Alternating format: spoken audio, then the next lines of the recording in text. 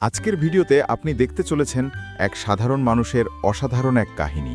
১৯৯৮ সালের এই গল্পটা যদিও ছোট, কিন্তু এটি আপনার হৃদয় ছুঁয়ে যাবে নিশ্চিতভাবে।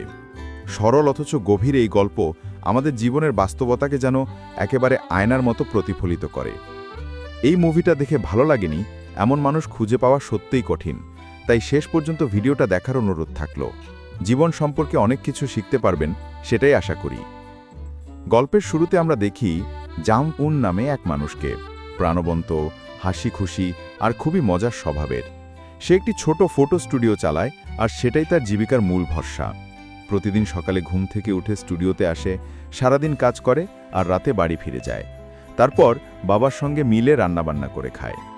এখানেই বোঝা যায় পরিবারে মায়ের অভাব আছে। জাংউনের একটি ছোট বোনও আছে, কিন্তু সে বাইরে কাজ করে, আর জাংউন এখনও বিয়ে করেনি। সব মিলিয়ে একদম সহজ, সাধারণ অথচ শান্ত এক জীবন কাটাচ্ছে সে। একদিন জাংউনের দোকানে আসে রিম নামে এক মেয়ে। এসে দেখে দোকানটা তখন বন্ধ। কিছুক্ষণ পর জাংউন এসে দোকান খোলে। রিম তার নিয়মিত কাস্টমার, প্রায়ই আসে ছবি তুলতে বা প্রিন্ট করতে। সেদিনও সে কিছু ছবি প্রিন্ট করাতে এসেছিল, কিন্তু জাংউনের মনটা একটু খারাপ ছিল, তাই সে হালকা ক্লান্ত গলায় বলে, আজ আর কাজ করছি না। রিমও কিছু না বলে ছবিগুলো কাউন্টারে রেখে শান্তভাবে চলে যায়। পরের দিন জাংউনের সঙ্গে আবার দেখা হয় রিমের, এইবার পেট্রোল পাম্পে। তেল ভরতে ভর্তি জাংউন বলে ওঠে, স্টুডিও থেকে তোমার ছবিগুলো নিয়ে যেও। এর কিছুক্ষণ পর দেখা যায় কয়েকজন ছোট বাচ্চা স্টুডিওতে এসেছে একটা গ্রুপ ফটো নিয়ে। তারা একে একে ছবির দিকে ইশারা করে মজা করে বলছে, এই মেয়েটা আমার গার্লফ্রেন্ড, এই ছবিটা বড় করে দাও। তাদের এমন মজার কথায় জাংউন হেসে ফেলে আর বলে, ঠিক আছে, তোমাদের কাজটা হয়ে যাবে। ঠিক তখনই আবার স্টুডিওতে ঢোকে রিম তার ছবিগুলো নিতে। বাইরে মিনওয়াইল সেই বাচ্চাগুলো নিজেদের মধ্যে হালকা ঝগড়ায় জড়িয়ে পড়ে। জাংউন তাড়াতাড়ি বেরিয়ে গিয়ে তাদের শান্ত করার চেষ্টা করে। আর এই পুরো দৃশ্যটা চুপচাপ দাঁড়িয়ে রিম মুচকি হেসে দেখছিল, যেন এই মানুষটার শিশুসুলভ সরলতা তাকে অজান্তেই ছুঁয়ে গেল। যাই হোক, দুপুরে বাসায় ফেরার সময় জে ইউন নামে এক মেয়ের সাথে জাংউনের দেখা হয়। তাকে সে একসময় খুব পছন্দ করত, কিন্তু জে ইউনের বিয়ে হয়ে গিয়েছে। তো জাংউন বাসায় ফিরে তার বোনের সঙ্গে এই নিয়ে আলাপ করে। তার বোন জানায় জে ইউনের স্বামী নাকি প্রায়ই মদ খেয়ে জে ইউনকে মারধর করে। এরপর দেখা যায় দুই ভাই বোন তরমুজের বিচি কে কত দূরে ফেলতে পারে তা নিয়ে কম্পিটিশন করছে। তো এর পরের দিন বাসে করে যাওয়ার সময় দেখে রিম রাস্তায় একটা লোকের সাথে ঝগড়া করছে। আসলে রিম পার্কিং ডিপার্টমেন্টে কাজ করত, অর্থাৎ কোনো গাড়ি নো পার্কিং এরিয়াতে রাখা হলে তাকে জরিমানা করত। এ কারণে তাকে বারবার স্টুডিওতে আসতে হয় ছবি প্রিন্ট করানোর জন্য। এগুলো সে প্রমাণ হিসেবে অফিসে জমা করে। দেখা যায় ক্লান্ত রিম এসে স্টুডিওতে বলছে, আমার এই ক্যামেরাটা একটু ঠিক করে দিও, আজকে এক লোকের সাথে ঝগড়ার সময় এটা নষ্ট হয়ে গেছিল। এই বলে সে সোফায় গিয়ে বসে পড়ে। তার খুব গরম লাগছিল, তাই জাংউন ফ্যান চালু করে দেয়। এরপর দুজন অনেক গল্পগুজব করে। জাংউন কেন জানি রিমের সঙ্গে কথা বলে খুব আনন্দ পেত। রিম তার সম্পর্কে জানতে চায়, তার বয়স কত, বিয়ে করেছে কিনা ইত্যাদি বিষয়ে। এদিকে জাংউন তার সাথে মজার ছলে কথা বলছিল। ধীরে ধীরে দুজনের মধ্যে একটু ভালো সম্পর্ক তৈরি হতে শুরু করে। রাতের দৃশ্যে দেখা যায় জাংউন তার পরিবারের সঙ্গে ডিনার করছে। টেবিলে তার বাবা, বোন, বোনের স্বামী আর ছোট্ট ভাগ্নিটিও বসে আছে। হাসি আনন্দে জমে উঠেছে তাদের রাতের খাবার। খাওয়া শেষে জাংউনের বাবা সবার একটা পারিবারিক ছবি তুলে রাখে, যেন সময়ের সাথে এক টুকরো স্মৃতি বেঁচে থাকে। পরের দিন সকালে স্টুডিওতে যাওয়ার পথে জাংউনের চোখে পড়ে রিমকে। তার হাতে অনেক ভারী ডকুমেন্টস, বোঝাই যাচ্ছে সিটি কর্পোরেশনের দিকে যাচ্ছে কোনো কাজের জন্য। কিন্তু ওগুলো নিয়ে হাঁটতে বেশ কষ্ট হচ্ছিল। তাই জাংউন এগিয়ে যায় আর বলে, চলো তোমাকে পৌঁছে দেই। রিম প্রথমে একটু সংকোচ করলেও শেষে রাজি হয়। গাড়িতে বসে দুজনের মাঝে হালকা কথোপকথন শুরু হয়।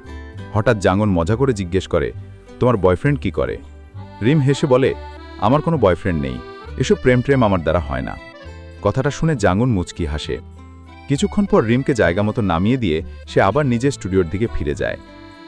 অল্প কিছুক্ষণ পরই স্টুডিওতে আসে জে ইউন, পুরনো এক পরিচিত মুখ। দুজন বসে চা খেতে খেতে গল্পে মেতে ওঠে। কথার এক পর্যায়ে জে ইউন জিজ্ঞেস করে, তুমি এতদিনে বিয়ে করনি কেন? জাংউন হেসে উত্তর দেয়, তোমার জন্যই তো অপেক্ষা করছিলাম। মুহূর্তটা একটু থমকে যায়। তখন জে ইউন ধীরে বলে, জাংউন, আমাকে ভুলে যাও, আমার ফিরে আসা আর কখনো সম্ভব নয়। এরপর দেখা যায় জাংউন খুব মন খারাপ করে হসপিটালের দিকে যাচ্ছে। সে মনে মনে বলে, আগে জে ইউনের সাথে ঘন্টার পর ঘন্টা কথা বলতাম, আর আজকে 5 মিনিটে কথা শেষ হয়ে গেল। সময় সত্যি মানুষকে পরিবর্তন করে দেয়। এরপর সে হসপিটাল থেকে তার রিপোর্ট নিতে আসে। তাকে দেখে খুব দুঃখী মনে হচ্ছিল। সেখান থেকে সোজা তার বন্ধু চুলসুর কাছে যায়। এরপর দুজনকে একটা বারে দেখানো হয়। অনেকদিন পর দুজন এভাবে ড্রিঙ্কস করছিল। সে চুলসুকে বলে, তোমার কি স্কুলের কথাগুলো মনে আছে? আমরা কত দুষ্টুমি করতাম, মনে হয় যেন এই কয়েকদিন আগের কথা। এভাবে সে তার ছোটবেলার স্মৃতিচারণ করছিল। তো মস্তি শেষ হলে দুজন বার থেকে বের হয়ে আসে। জাঙ্গন এখনও আরও ড্রিঙ্কস করতে চাইছিল, যেন সে আর কখনো সুযোগ পাবে না। সে চুলসুর কানের কানে মজার ছলে বলে, আমি কিন্তু আর বেশি দিন বাঁচব না। এই শুনে চুলসু খুব রেগে যায়, বলে এরকম মজা আর করবে না বলে দিচ্ছি। এরপর দুই বন্ধু মজা করতে করতে হাঁটা শুরু করে। কিন্তু তারা লিমিটের বেশি ড্রিঙ্কস করে ফেলেছিল, তাই দেখা যায় তাদেরকে ধরে থানায় নিয়ে আসা হয়েছে। এখানে জাঙ্গন প্রচণ্ড রাগান্বিত হয়ে কথা বলতে শুরু করে, আর সে জিৎকার চেঁচামাচি করছিল সবার সাথে। আসলে ঘটনা হচ্ছে, তার ভিতরে অনেক কষ্ট চাপা পড়ে আছে, অনেক ফ্রাস্ট্রেশন জমে আছে। এগুলো সে কারোর সাথে শেয়ার করার সুযোগ পেত না, শুধু মুখে একটা নকল হাসি ধরে রাখত। চুলসু তাকে কোনো রকমে শান্ত করে বাসায় পাঠিয়ে দেয়। পরের দিন সকালে জাঙ্গনের ফোনে কল আসে তার বন্ধু চুলসুর কাছ থেকে। চুলসু জানতে চায় গত রাতের কথা তার মনে আছে কিনা। জাঙ্গন হালকা হেসে বলে, না, কিছুই মনে নেই। কিন্তু আসলে সে মিথ্যে বলছিল। সত্যিটা অনেক বেশি কষ্টের। তার মেডিকেল রিপোর্ট ভালো আসেনি। জানা গেছে সে এক বিরল রোগে আক্রান্ত, আর খুব শীঘ্রই তার জীবন শেষ হয়ে যেতে পারে। এই খবরটা তার ভিতরে এক গভীর অস্থিরতা তৈরি করেছিল, যদিও বাইরে থেকে সে কিছুই প্রকাশ করত না। যাই হোক, পরদিনও প্রতিদিনের মতো মুখে হাসি নিয়ে সে স্টুডিওতে আসে। কিছুক্ষণের মধ্যেই রিম বাইরে থেকে ডাক দেয় আর মজার ছলে কথা বলতে শুরু করে। মুহূর্তটা ছিল বেশ কিউট। তারপর রিম ভেতরে ঢোকে। জাঙ্গন তার জন্য কফি বানিয়ে দেয়। দুজনের মাঝে এক হালকা বন্ধুত্বপূর্ণ পরিবেশ তৈরি হয়। কথা বলতে বলতে রিম জানায়, আজ আমি বেতন পেয়েছি। জাঙ্গন মজা করে বলে, তাহলে তো একটা ট্রিট পাওনা থাকলো। এরপর দেখা যায় জাঙ্গন রিমের একটা সুন্দর ছবি তুলছে। ছবি তুলতে গিয়ে সে একটা ছোট ভুল করে বসে, আর সেটাতে রিম হেসে ওঠে। সেই হাসিতে যেন মুহূর্তটা জীবন্ত হয়ে ওঠে। রিম চলে যাওয়ার কিছুক্ষণ পরই দোকানে আসে আরেকটি পরিবার, গ্রুপ ফটো তুলতে। সবার ছবি তোলার শেষে পরিবারের সবচেয়ে বয়স্ক নারীকে তার ছেলে বলে, একটা তোমার একা ছবি তুলে রাখো, তুমি না থাকলে যেন এই ছবিটা আমাদের স্মৃতি হয়ে থাকে। কথা শুনে চারপাশে হালকা নীরবতা নেমে আসে। জাঙ্গন সেই বৃদ্ধার এক নিঃশব্দ অথচ মায়াময় ছবি তুলে রাখে, যেন জীবন আর মৃত্যুর মাঝের এক নরম মুহূর্তকে ফ্রেমবন্দি করে ফেলল সে। পরদিন দেখা যায় জাঙ্গন রাস্তায় দাঁড়িয়ে আছে। আকাশ কালো করে নেমে এসেছে বৃষ্টি, আর তার হাতে কোনো ছাতা নেই। ঝুম বৃষ্টির ভেতর দাঁড়িয়ে যেন সে একা, চুপচাপ, ভাবনায় ডুবে আছে। ঠিক তখনই হঠাৎ সামনে এসে দাঁড়ায় রিম। মুচকি হেসে বলে, এইদিকে আসুন, আমার ছাতার নিচে দাঁড়ান। দুজন এক ছাতার নিচে পাশাপাশি হাঁটতে থাকে। বৃষ্টির ফোঁটাগুলো যেন তাদের নিঃশব্দ কথোপকথনের সুরে মিশে যায়। সেই হাঁটাটা, সেই মুহূর্ত তাদের দুজনকে যেন আরও কাছাকাছি নিয়ে আসে। হাঁটতে হাঁটতে জাঙ্গন বলে, আজ সন্ধ্যায় দোকানে এসো, তোমার এই সাহায্যের জন্য ট্রিট দিতেই হবে। রিমও হেসে রাজি হয়। রাতের বেলা জাঙ্গন দোকানে বসে রিমের অপেক্ষা করছে। বাইরে টিপ টিপ বৃষ্টি পড়ছে। হঠাৎ দরজায় আওয়াজ হয়। সে ভাবে রিম এসেছে, কিন্তু দরজার ওপারে দাঁড়িয়ে আছে সেই বৃদ্ধা দাদি, যার ছবি আগের দিন তুলেছিল।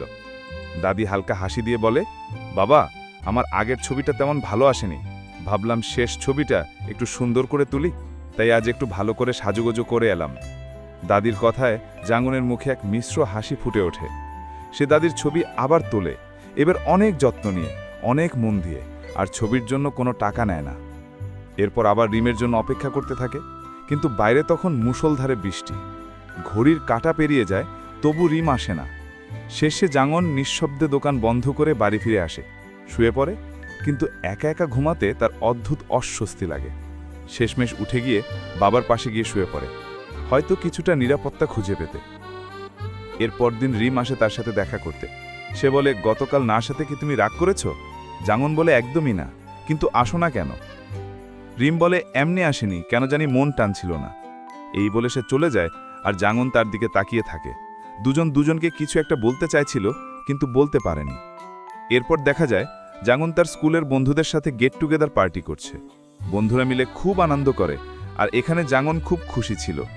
জীবনের বাস্তবতায় এক একজন এখন এক এক জায়গায় কাজ করে, কিন্তু স্কুলের দিনগুলোতে ক্যারিয়ার নিয়ে কোনো টেনশনই ছিল না। যাই হোক, সবাই তারপর জাঙ্গনের স্টুডিওতে গিয়ে একটা গ্রুপ ফটো তোলে। এরপর দেখা যায় জাঙ্গন বাসায় ফিরে এসেছে। ঘরে ঢুকেই দেখে তার বাবা একদম খুশি মুখে একটা নতুন ডিভিডি প্লেয়ার কিনে এনেছেন। কিন্তু সমস্যাটা হলো তিনি এটা চালাতে পারছেন না। জাঙ্গন কয়েকবার ধৈর্য ধরে বুঝিয়ে দেয় কিভাবে চালাতে হয়, কোন বোতামটা চাপলে কি হয়, কিন্তু তবুও তার বাবা ঠিক বুঝে উঠতে পারেন না। শেষে হালকা রাগ মেশানো এক বিরক্তিতে জাঙ্গন নিজের ঘরে চলে যায়। ঘরে গিয়ে বসে সে এক টুকরো কাগজে কিছু লিখতে শুরু করে। ধীরে ধীরে লেখা জমে, কিভাবে ডিভিডি প্লেয়ার চালাতে হয় সেই নির্দেশনা, যেন একদিন সে না থাকলেও তার বাবার নিজে থেকে চালাতে পারেন। কারণ ভেতরে ভেতরে সে জানে বেশি দিন আর তার বাবার পাশে থাকা হবে না। কিছুদিনের মধ্যেই তাকে বিদায় নিতে হবে, চিরতরে। পরদিন সকালে রিম দোকানে আসে। আজকে একটু আলাদা লাগছিল তাকে। সাজুগুজু করে এসেছে, মুখে হালকা লিপস্টিক, চোখে ঝিলিক। জাঙ্গন তাকে দেখে মুগ্ধ হয়ে যায়, হাসি মুখে বলে, আজ তো তুমি বেশ সুন্দর লাগছ। দুজন গল্পে মেতে ওঠে। রিম হঠাৎ বলে, আমার এক বন্ধু অ্যামিউজমেন্ট পার্কে চাকরি করে, সে আমাকে 2টো টিকিট দিয়েছে, কিন্তু কাকে নিয়ে যাব বুঝতে পারছি না। কথাটার ভেতর লুকানো ইঙ্গিতটা বুঝে ফেলে জাঙ্গন।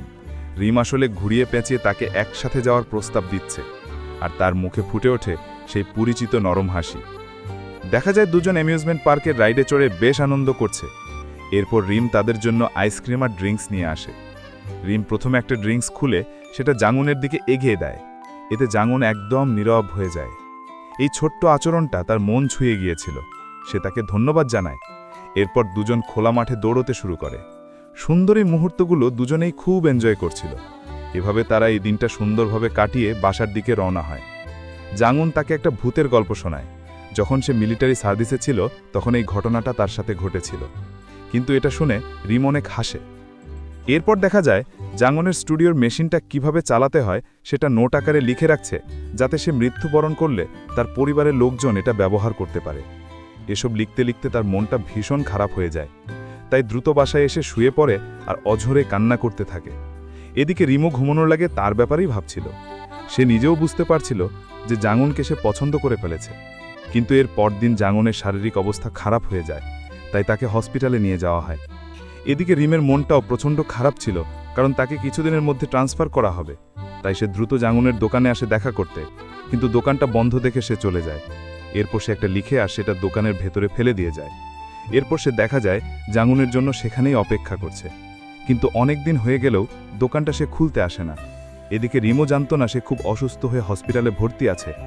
সে একের পর এক লিখেই যাচ্ছিল, কিন্তু একটাও সে দোকান থেকে কেউ নিতে আসেনি। এই দেখে সে খুব মন খারাপ করে। ওদিকে জাঙ্গনের বোন দেখে জাঙ্গন ঘুমের মধ্যে হাসছে, তাই সে জিজ্ঞেস করে, তুমি কি কোনো মেয়ের কথা ভেবে হাসছিলে? জাঙ্গন বলে, এমন কিছু না, আমি কাউকে ভালোবাসি না। এদিকে রিমকে একটা ক্লাবে পার্টি করতে দেখা যায়। সে ভেবেছিল বন্ধুদের সাথে নাচ গান করলে কিছুটা ভালো লাগবে, কিন্তু তেমন কিছুই হয়। সে এখনও জাঙ্গনের কথা ভেবে কান্না করে। তাই দোকানের সামনে এসে রাগে ক্ষোভে একটা পাথর ছুঁড়ে মারে। এতে সেই দোকানের কাচটা ভেঙে যায়। এরপর অনেক দিন পার হয়ে যায়। রিম এখন ট্রান্সফার হয়ে অন্য একটা শহরে চলে গিয়েছে। এদিকে জাঙ্গন কিছুটা সুস্থ হয়ে তার দোকানে ফিরে আসে। ভাঙা কাচটা ঠিক করে ফেলেছিল। দেখা যায় দোকানে সে চুপচাপ বসে আছে। এরপর সে ওই চিঠিগুলো খুঁজে পায় যেগুলো রিম তার জন্য লিখেছিল। এগুলো দেখে সে মুচকি হাসে আর সিদ্ধান্ত নেয় রিমের এই চিঠিগুলোর উত্তরে সেও একটা চিঠি লিখবে। যেই ভাবা সেই কাজ। চিঠি লেখা শেষ হয়ে গেলে সিটি কর্পোরেশনে চলে আসে আর সেখান থেকে রিমের বর্তমান কাজের ঠিকানা জোগাড় করে। তারপর সেখানে গিয়ে দূর থেকে রিমকে দেখতে থাকে। তাকে অনেক কিছু বলার ছিল, কিন্তু সে নিজের অবস্থা সম্পর্কে জানে, তাই নিশ্চুপ থেকেই বিদায় নিতে হবে সিদ্ধান্ত নিয়েছে। এরপর একদিন দেখা যায় জাঙ্গন তার পুরনো অ্যালবাম বের করে তার ছবিগুলো দেখছে। এগুলো দেখার সময় ভাবে তারও একটা ছবি তুলে রাখা উচিত, যেটা তার ফিউনারালে ব্যবহার করা হবে। এই ভেবে সে নিজের ছবি নিজেই তোলার জন্য প্রস্তুতি নেয়। তাকে দেখে বোঝা যায় অনেক অজানা কষ্ট, বিষণ্ণতা তাকে ঘিরে রেখেছে, কিন্তু এ ব্যাপারে তার কোনো আফসোস নেই। এভাবেই হয়তো তার নিয়তির শেষটা লেখা ছিল। আর নিয়তিকে আজ পর্যন্ত কেউ হারাতে পারেনি, সেও হারাতে পারে না। আর একদম নিশ্চুপভাবে না ফেরার দেশে চলে যায়। সময় কেটে যায়। অনেকদিন পরে একদিন রিম ফিরে আসে সেই পরিচিত রাস্তায়। তার হাতে জাঙ্গনের লেখা একটা চিঠি, যেটা সে অনেক দেরিতে পেয়েছে। সামনে দাঁড়িয়ে থাকে সেই পুরনো ফটো স্টুডিও, যেখানে কত হাসি, কথা আর স্মৃতি লুকিয়ে আছে। রিম চুপচাপ দাঁড়িয়ে থাকে দোকানের সামনে। বাতাসে যেন এখনও জাঙ্গনের হাসির শব্দ ভেসে আসে। চোখ তুলে দেখে দোকানের ভেতরে দেয়ালে টাঙানো একটা বড় ফ্রেম, আর তাতে তারই ছবি। ছবিটার দিকে তাকিয়ে তার চোখে নেমে আসে এক নীরব অশ্রু।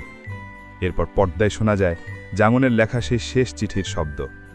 আমি জানি ভালোবাসার অনুভূতিটা একদিন পুরনো ছবির মতোই বিবর্ণ হয়ে যাবে, কিন্তু তোমার ক্ষেত্রে তা কখনোই হবে না। কথা দিচ্ছি, তুমি আমার হৃদয়ের বিশেষ এক স্থানে থাকবে অনন্তকাল ধরে। আমার জীবনের শেষ মুহূর্তগুলোকে রঙিন করে তোলার জন্য ধন্যবাদ। ভালোবাসায় ভরা এক বিদায় জানালাম। চিঠির শেষ লাইনটার সঙ্গে মৃদু সুর বাজতে থাকে, আর পর্দা ধীরে ধীরে অন্ধকারে মিশে যায়। গল্পটা শেষ হয়, কিন্তু অনুভূতিটা থেকে যায় মন জুড়ে, নিঃশব্দে।